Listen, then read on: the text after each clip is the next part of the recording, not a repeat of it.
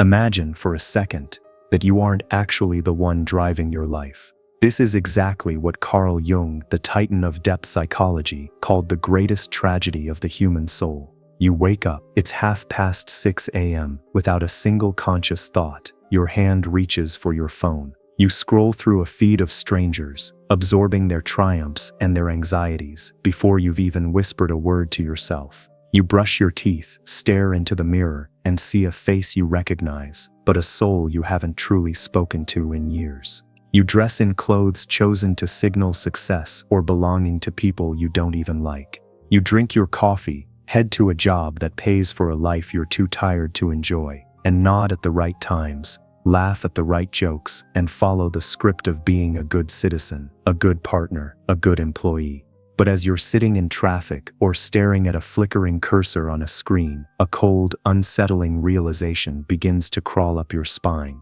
This isn't me. It feels as though you are wearing a high-tech biosuit, a sophisticated biological machine designed to survive, to reproduce, and to fit in. But the you inside is just a passenger. It's as if your brain has been hijacked by alien software, a complex operating system composed of your parents' expectations, social media algorithms, and the silent pressure of a world that demands you be anything except yourself. Most people live their entire lives as a fragment. They are a collection of echoes, a mirror of their environment, never realizing that the person they call I is actually a carefully constructed fiction. Carl Jung believed that your real life, your true existence, doesn't actually begin until the moment you find yourself. Not the person the world told you to be, but the entity that exists beneath the software.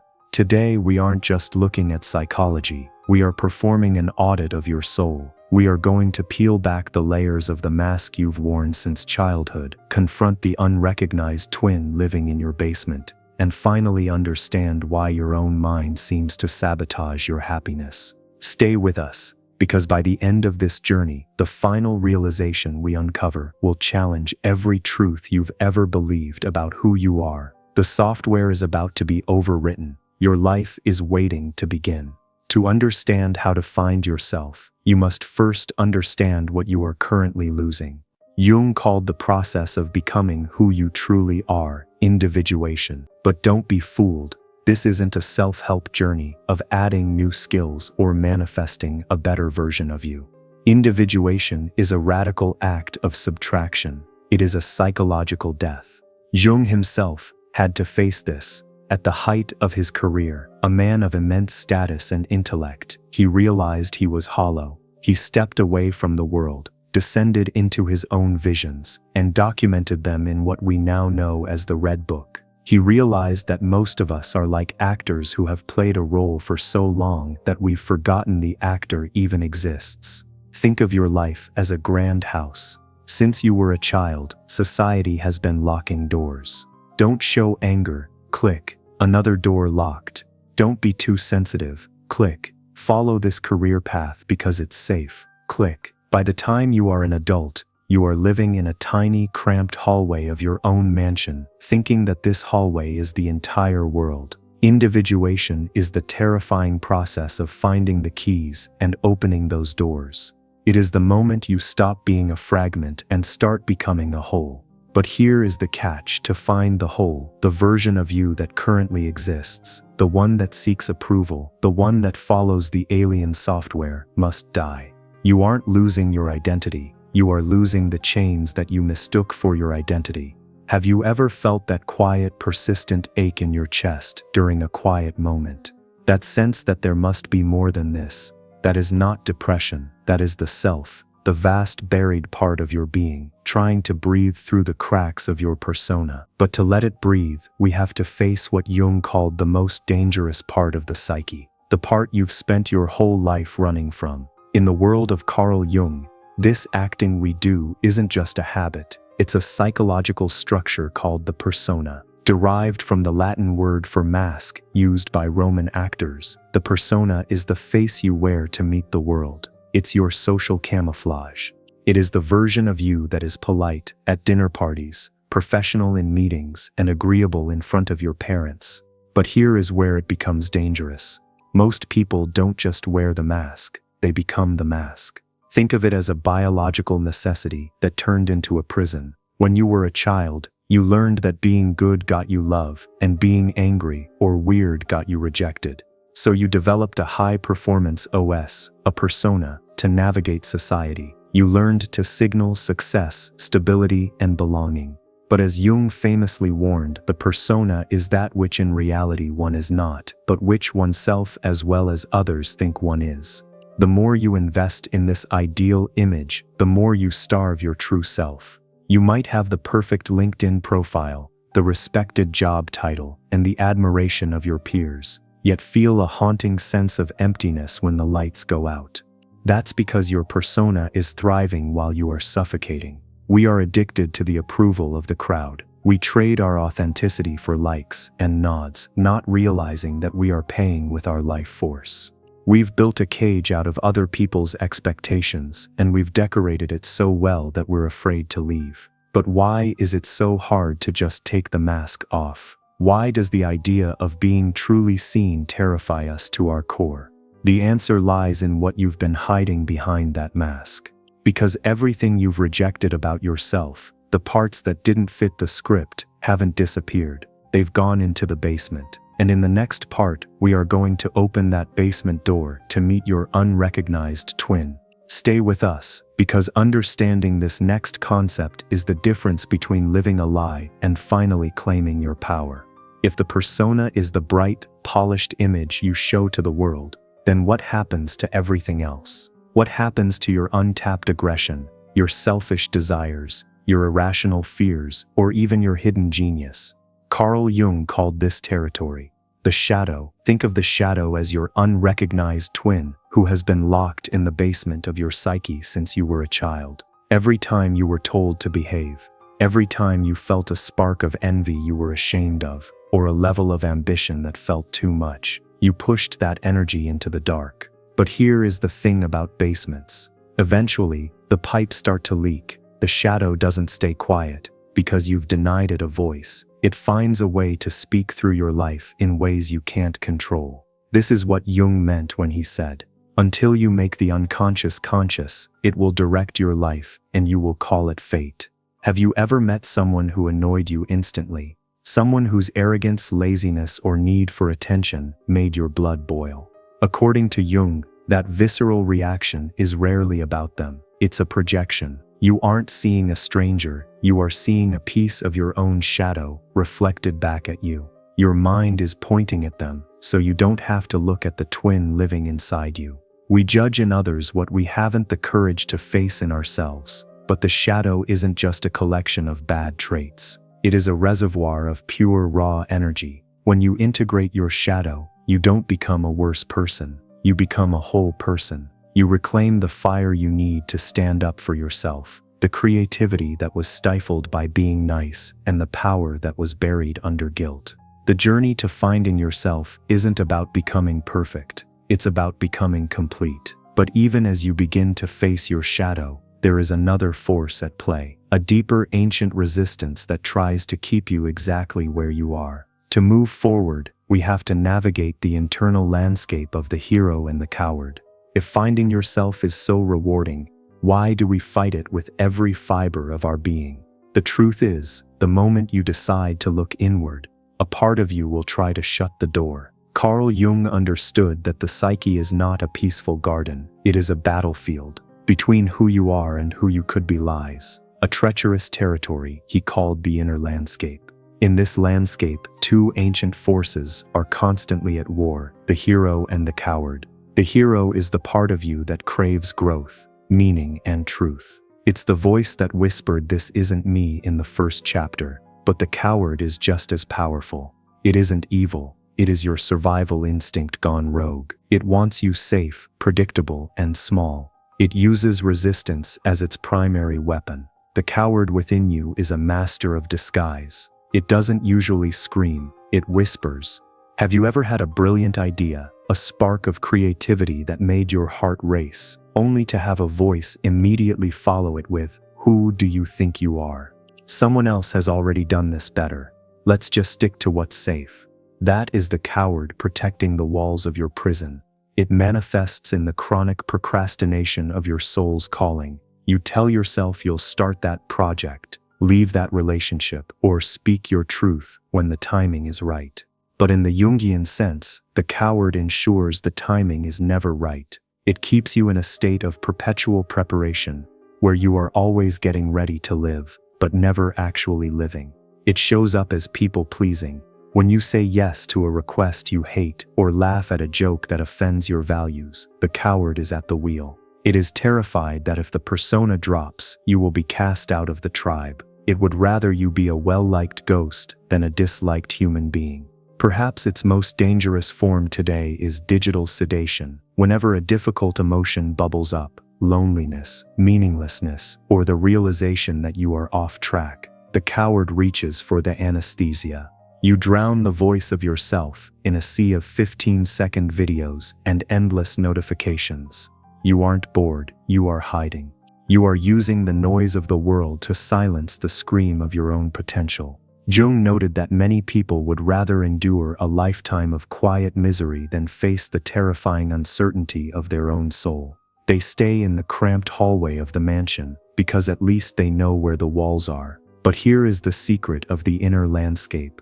Resistance is actually a compass. The thing you are most afraid to look at, the conversation you are avoiding, the part of yourself you are most ashamed of.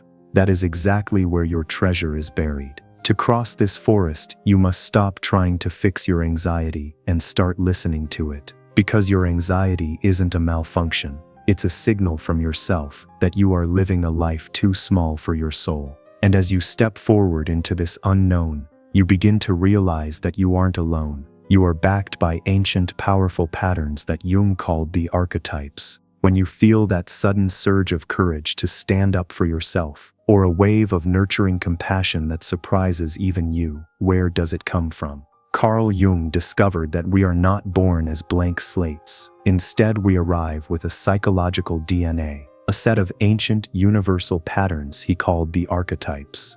Think of archetypes as the ancient blueprints of the soul. They are like the invisible riverbeds that guide the flow of your emotions and behaviors. You don't create these forces, you inherit them from the millions of years of human experience that came before you. They are the software that was pre-installed in the human psyche long before you were even born. You might feel small and overwhelmed by your life, but Jung argued that within you live the spirits of the hero, the magician, the lover, and the sage. These aren't just characters in a book. They are massive reservoirs of energy waiting to be tapped. However, there is a catch. If you don't consciously engage with these archetypes, they will possess you from the shadows. For example, if you suppress the warrior archetype because you were taught that aggression is bad, you won't become a peaceful person. Instead, that energy will turn into passive aggression or victimhood. You'll find yourself sabotaging your own success because the warrior within is angry that he's been locked in a cage. The journey to finding yourself is about learning to sit at the table with these inner forces. It's about realizing that your personality is actually a council of ancient elders. When you integrate the sage, you find the clarity to see through the world's illusions. When you integrate the hero, you find the strength to cross the forest of resistance we discussed earlier. But among all these blueprints, there is one dynamic that is more misunderstood and more powerful than any other: the bridge between the masculine and the feminine. To truly find yourself, you must first encounter the secret other that lives within your heart. Beyond the masks of the persona and the depths of the shadow, there lies a secret doorway to your soul. Carl Jung discovered that within every man lives a feminine spirit, and within every woman, a masculine one. He called these the anima and the animus, but this isn't about gender, it's about the fundamental balance of existence. The anima is the feminine side of a man. It is the source of his intuition, his emotional depth, and his ability to connect with the mysteries of life. The animus is the masculine side of a woman. It is the source of her logic, her drive for independence, and her ability to structure the world. Have you ever felt a void inside that you tried to fill by finding the perfect partner? Most people spend their lives looking for their other half in someone else, hoping a romantic relationship will finally make them feel complete. But Jung realized that the person you are searching for is actually you. When we are out of balance, when a man suppresses his anima or a woman denies her animus, we become psychologically lopsided. A man might become rigid, cold and aggressive, losing his soul to the machine of productivity. A woman might lose her sense of direction, feeling swept away by chaotic emotions without the inner strength to anchor herself. The journey to finding yourself requires what Jung called the sacred marriage, the integration of these two forces within your own heart. When you stop looking for completion in the outside world and start cultivating it within, something miraculous happens. The alien software loses its grip. You no longer need the world to tell you who you are, because you have found the source of both strength and sensitivity inside yourself. You become a whole being capable of both action and reflection, logic and love. But this marriage is only possible if you are willing to let go of the greatest illusion of all. Because as we reach the peak of our journey, we must confront the final barrier, the identity you've called me your entire life. Get ready, because what we are about to reveal next will shatter your understanding of reality. We have spent our entire lives protecting a ghost. Everything you call I, your name, your history, your successes, and your failures, Carl Jung identified as the ego. But here is the revelation that challenges everything. Your ego is not your soul. It is merely the thin, fragile film on the surface of a deep and infinite ocean. Think of your ego as a small boat in the middle of the Atlantic. The boat thinks it is the master of the sea. It takes credit for the movement. It fears the waves, and it tries desperately to stay in control. But the boat is not the ocean. The ocean is the self. Most of our suffering comes from the ego's obsession with labels. I am a failure. I am successful. I am unlovable. We cling to these definitions because they give us a sense of safety. We would rather be a defined fragment than an undefined whole. But Jung argued that the I you are so protective of is actually a fluid, ever-changing stream of consciousness. When you stop clinging to the labels, the cage doors finally swing open. You realize that you aren't the person who failed 10 years ago, and you aren't the person people applaud today. You are the witness to it all. This is the great illusion. We think we are the drop of water, forgetting that we are the entire wave. By shifting your identity from the ego, the boat, to the self, the ocean, you lose your fear. Why? Because the ocean cannot be drowned. The self is timeless, limitless, and connected to the very fabric of the universe. You have been playing a small game in a vast stadium, but now as the illusion of the I begins to dissolve, we reach the final stage. How do you actually live this truth? How do you step into the fullness of your existence starting today? The philosophy is the map, but the practice is the journey. Knowing about the shadow or the persona means nothing if you don't apply it. So, how do you begin the process of overwriting the alien software? The awakening happens in 3 distinct shifts. Step 1. The audit of the mask. Start by questioning your yes. For the next 24 hours, every time you agree to something, a social invitation, a work task, a specific behavior, ask yourself, is this coming from my persona or myself? Are you saying yes because you want to, or because you're afraid of the friction that no would create? True life begins in that split second of honesty. Step 2. Tracking the shadow. Pay attention to your visceral reactions. When someone's behavior makes you disproportionately angry or judgmental, don't look at them. Look at the reflection. Ask, what part of my unrecognized twin is this person acting out for me? Instead of condemning them, thank them for showing you a piece of yourself you've kept locked in the basement. Step 3. Listening to the unconscious. Jung believed that the self communicates through dreams and synchronicity, those meaningful coincidences that feel too specific to be random. Start a dream journal. Even if you only remember a fragment or a feeling, write it down. You are building a bridge to your unconscious. And once that bridge is built, the self will begin to speak more clearly. None of this is easy. To find yourself, you must be willing to be misunderstood. You must be willing to let the old version of you die so that the authentic being can finally emerge. It requires a radical, relentless honesty that most people avoid their entire lives. But remember, anxiety is not your enemy. It is the friction caused by your soul trying to break through the armor of your ego.